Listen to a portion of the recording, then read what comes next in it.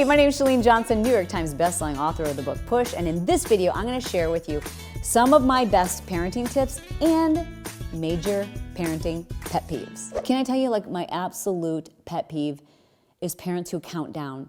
Jimmy, we're leaving. Jimmy, we're leaving. Jimmy, I said we're leaving. Jimmy, I'm going to count 3, 2, and the parents who go to 2.5? What? What is this? I mean, all you're doing is teaching your kid that I don't mean business, and I don't even mean business when I get to 1 because there'll be a 1.5.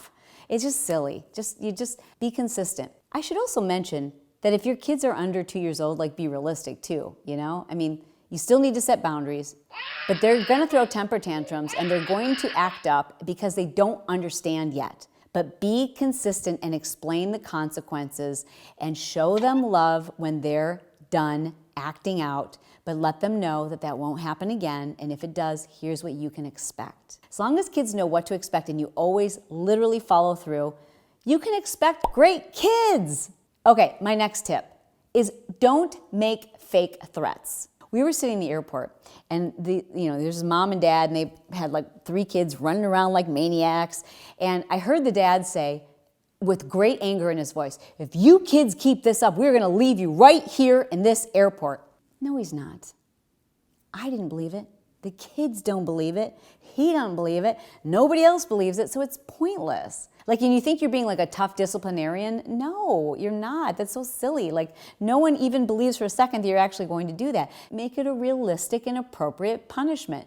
Don't make it a fake threat. Explain to them a consequence. There's a difference between a threat and a legitimate consequence.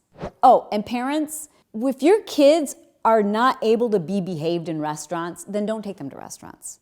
I get, and I totally feel bad for parents that, like, you've got to fly across the country and you've got a toddler who's just learned to walk. They don't want to hold still. Like, God bless you. I understand that. I'm talking about the parents who have kids out of control, screaming, and apparently you can't hear that their decibel is at level 40. Don't take them to restaurants then.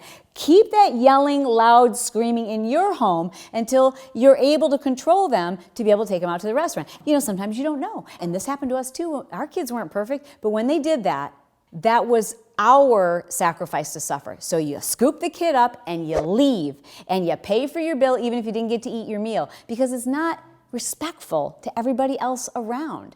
And meanwhile, while we're talking about respect, don't let your kids like climb all over other adults and they're like, "Oh, is he bothering you? Oh, I see he's pulled your shirt halfway off and he's on top of your head and he's wrecked your hair and he's smeared your eyebrows off. Oh, is he bothering you?" Yes, he is, and I'm not going to say it because I'm bothered by the fact that you don't notice this is not appropriate. Don't let your kids run into people's homes and into their fridge, and make them use manners. You're not doing your kids any favors by ignoring all of that. Here's a little spot check for you. If people say to you all the time, "Oh, he was wonderful for us. He or she was just an angel for us." I don't know what you're talking about. Then that means that you've got a good kid, but you've lost control. You know who's really good at pointing this out for you? Your parents. Isn't that truth? Like Marge and Bill, my mom and dad, be like, "He was wonderful for us." You know, parents are really good at pointing these things out for you. But if other people have told you, like, "He was amazing," or his teacher, and he's just, out of control at home, then you've lost control and you've got to learn how to be a better parent. I don't believe there are bad kids. I do not. And I think you can turn any kid around with consistency and love and skill. You know, we didn't take the babies home from the hospital with the, owner's manual, unfortunately. And it's funny how we'll spend like thousands and thousands of dollars on diet and exercise and beauty products. But legit, what's the most important thing what's your most important responsibility? What's the one skill that matters more than any other skill in my book is parenting.